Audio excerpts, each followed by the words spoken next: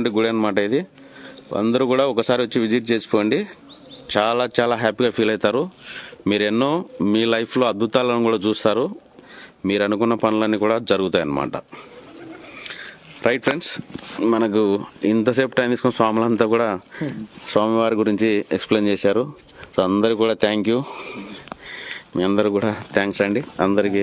So ఎంతో మందికి గుడి యొక్క విశిష్టత గురించి తెలియజేయడం జరిగింది. గుడి యొక్క గొప్పతనాన్ని గురించి, మన గుడికి చాలా మంది రావాలనే ఉద్దేశంతో 10 మందికి మంచి జరగాలని చెప్పి స్వాములంతా కూడా మనకు గుడి చరిత్రను అంతా కూడా ఎక్స్ప్లెయిన్ చేయడం జరిగింది అనమాట.